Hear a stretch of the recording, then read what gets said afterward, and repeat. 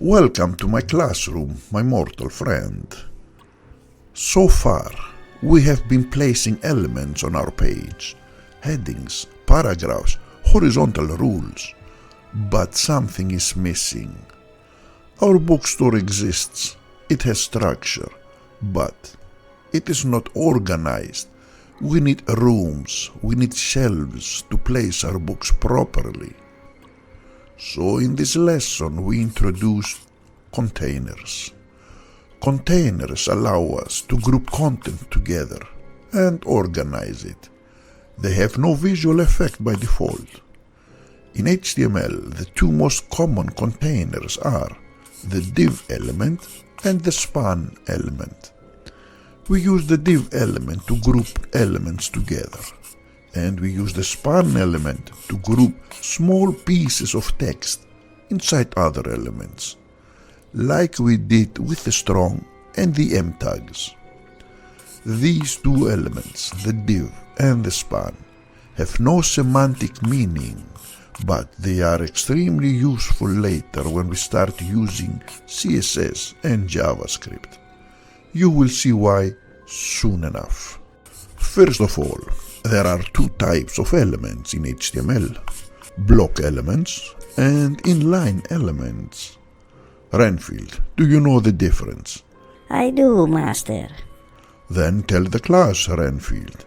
Block elements are block elements, and inline elements are inline elements. Renfield, you drive me to madness. Focus on the lesson, you might learn something. Now, a block element takes up the full width of its container, and it always starts on a new line. Block elements stack in top of each other, where an inline element only takes the width of its content, and it does not start on a new line. Inline elements usually live inside text. The div element, which stands for division, is a block element. On the other hand, the span element is an inline element. We have several block elements in our page.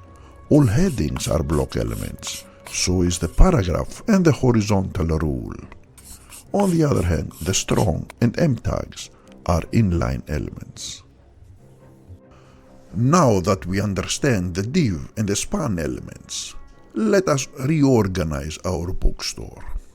Right now, our page works, but everything is placed loosely on the page.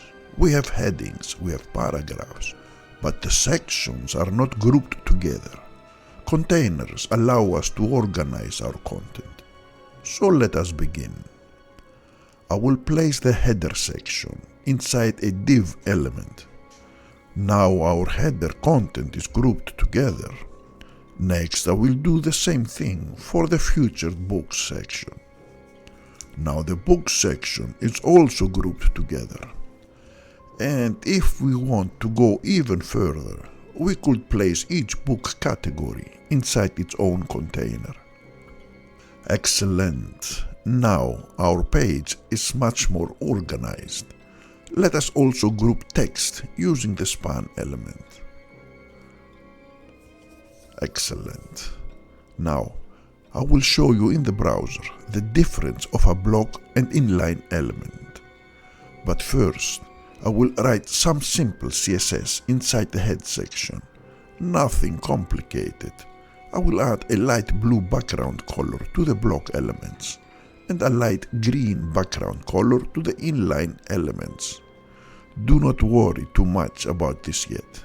We will properly introduce CSS in a few lessons.